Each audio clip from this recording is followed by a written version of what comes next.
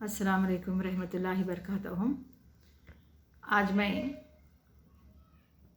खलील अहमद इब्न मखदूम का लिखा हुआ जो मज़मून है खुतूत दरामद व बरामद, तो पहले सेशन में खुतूत दरामद व बरामद के बारे में तफसीलात बता चुकी हूँ।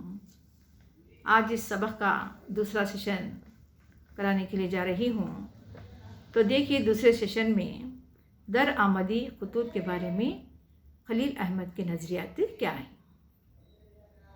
तो दरामदी तिजारत में माल की रवानगी बराह रास्त मुकर्ररा नुमाइंदे के नाम होती है। यानी दरामदी तिजारत में जब हम माल रवाना कर रहे हों तो उसमें क्या है, बराह रास्त मुकर्ररा नुमाइंदे के नाम होती है। हम जिस शख्स को जो सामान जो भेज रहे हैं उसका क्या है, नाम वहाँ पर होना बहुत ही ज़रूरी होता है। और इसी को दर आमदी हिदायतनामा भी रवाना कर दिया जाता है। जिस शख्स को हम माल भेज रहे हैं उसके साथ ही क्या है, एक हिदायतनामा भी रवाना कर दिया जाता है, जिसमें माल की फहरिस्त, जहाज़ का नाम, रवानगी और आमद की तारीख़ भी दर्ज होती है कि हम कौन कौन सा माल भेज रहे हैं जहाज़ के ज़रिए से। उस जहाज़ का नाम लिखना होता है और वह कितने बजे यहाँ से रवाना हो रहा है, उसका जो वक्त और दिन भी बताना ज़रूरी होता है। और उसके साथ साथ क्या है, तारीख़ और दिन भी बतानी है। और साथ ही जहाज़ी बेल्टी भी मौसूल होती है, यानी कि जो जहाज़ जो जा रही है तो वो कितने दिन में वो मौसूल को जाकर पहुँचती है, ये भी बताना होता है। जो माल की दस्तयाबी में सनद का काम देती है। जहाज़ इनके दफ्तर में इसकी पेशी पर फ़ौरन रवाना करदा माल की हवालगी की इजाज़त मिल जाती है। ये तमाम चीज़ें होने के बाद क्या है, जो भी यहाँ से हम जो माल जो भेज रहे हैं उस माल की रवानगी की इजाज़त भी मिल जाती है।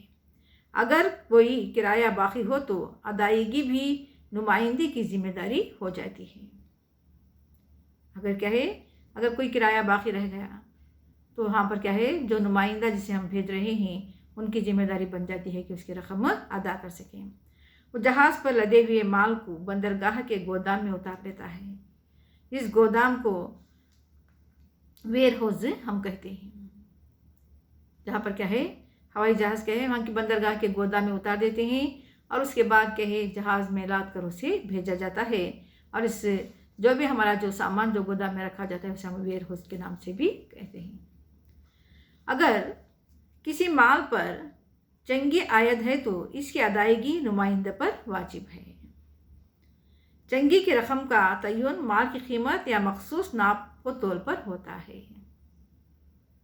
पहले जो सामान जो भेज रहे हैं पहले उसे क्या है, तोला जाता है और वहाँ भी क्या है, कौन सा माल कितने टन है, कितने जो भी वज़न उसका कितना है, ये सारी चीज़ें क्या है, वो माल को नाप लेने के बाद ही क्या है, नाप तोल करने के बाद ही क्या है, उसकी फ़ीस क्या है वहाँ पर ही बताई जाती है।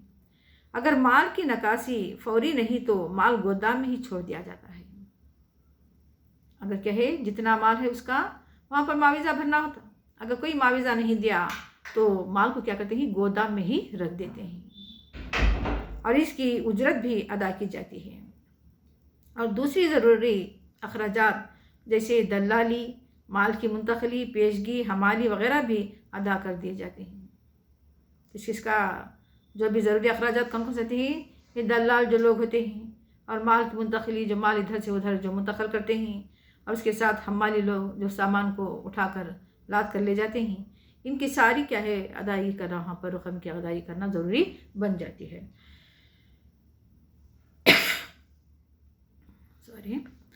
जब दर आमद करंदा अपने माल को ज़्यादा मकदार में रवाना करता है तो इसके अखराजात और किराए में कमी होती है और ये माल ज़रूरतमंदों को बाद में तकसीम कर दिया जाता है। इस तरह वो ख़त्तो किताबात के झमेलों से बरी रहता है, क्योंकि क्या है, जो भी अखराजात और किराया जो होता है, ये माल क्या है, ज़रूरतमंदों के बाद तकसीम किया जाता है اور جو خط و کتابہ سے کہیں زیادہ کیا ہے جھمیلوں سے بری رہتا ہے، کیونکہ جب کا جب معاوضہ ادا کرنے کے بعد عام طور پر مال کی فروخت کے لیے دلالوں کی اعانت حاصل کر لی جاتی ہے اور ان کو مال کے نمونوں کی فہرست و شرح نقد بھی دی جاتی ہے۔ جو دلال جو لوگ ہوتے ہیں، دلال کسے کہتے ہیں؟ یہاں پر بیچ میں رہ کر ان کا مال ان کو دینا، ان کا مال ان کو دینا اور بیچ میں بیوپار کرانا، یہ تمام کیا ہے دلالی لوگوں کا کام ہوتا ہے، جنہیں کیا ہے وہ بھی اپنے نفع کے ساتھ کیا کرتے ہیں یہ کام کو وہ بھی انجام دیتے ہیں۔ تو یہاں پر کیا ہے ان کو مال کے نمونوں کی فہرست و شرح نقد بھی دی جاتی ہے۔ وہ مال کی جانچ پڑتال کے بعد خریدی کے راستے ہموار کرتے ہیں۔ پہلے لسٹ دینے کے بعد وہ سارے مال کو جانچتے ہیں اور اس کے بعد کیا کرتے ہیں اس کے جو بھی خریدنے والوں کے راستے بھی ہموار ہوتے ہیں۔ اس خدمت کے عوض ان کو آڑنی کی کچھ رقم دی جاتی ہے، اسے دلالوں جو پہلے سے مقرر ہوتی ہے۔ پہلے ہی دلال کہتے ہیں کہ ہم کو اس میں اتنی رقم ہونی چاہیے اور اتنا اگر کسی کو لوگوں کو کتنا پرافٹ ہوتا ہے اس میں ہم کو اتنے پرسنٹ دینا چاہیے۔ اس طرح کی کیا ہے وہ پہلے ہی اپنی رقم مقرر کر دیتے ہیں اور اسی طرح سے کسی سے ہم آڑنی کہتے ہیں کہ آڑنی کی رقم دی جانی چاہیے۔ جب یہ مال فروخت ہو گیا تو اس کے آمدنی میں سے چنگی، کرایہ، اجرت، حمالی، آڑنی وغیرہ وضع کر لی جاتی ہے۔ بیوپار ہوتے ہی جن کو بھی اگر روپے دینا ہے، منتقلی کرنے والوں کو، حمالی کرنے والوں کو، دلالی کرنے والوں کو، جو بھی اجرت ان کی جو ہے وہ سخت دی جاتی ہے اور بچت رقم نمائندہ کے کھاتے میں خالص واجب الاداد خرچ کے طور پر درج کر دی جاتی ہے اور اس کی ادائیگی وہ بذریعہ ڈرافٹ برآمدہ کنندہ کو کر دیتا ہے۔ سارے لوگوں کو جو رقم ہوتی ہے اس کے بعد کی جو رقم کیا ہے جو نمائندے کے کھاتے میں وہ رقم کو جمائی جاتی ہیں وہ بھی کیا ہے ڈرافٹ آمد کنندہ کے ذریعے سے۔ یہ بات یاد رہے کہ برآمدی و درآمدی تجارت کی خصوصیت یہ ہے کہ فریقین کے مابین کوئی رازدارانہ معاملہ طے نہیں پاتا، کیونکہ یہاں پر کوئی راز نہیں رہتا، کوئی بھی یہاں پر چھپا چھپی نہیں رہتی، بلکہ کیا ہے اس میں پوری چیزیں کیا ہے واقفیت کے ساتھ ہی کیا ہے یہاں پر بھیجی جاتی ہیں۔ تو یہاں پر طلبہ طالبات کے لیے جو کہنا ضروری ہے کہ ان کے سلیبس میں رکھی گئی ہوئی جو نصابی کتاب ہے سرمایہ ادب، اس میں خطوط درآمد اور برآمد کے تحت کیا ہے چند یہاں پر نمونے کے طور پر خطوط لکھے گئے ہیں، اس کتاب میں درج ہیں۔ تو اس کتاب کا ایک بار آپ بھی مطالعہ کریں اور جو بھی خطوط کے جو نمونے ہیں اس سے آپ استفادہ حاصل کریں۔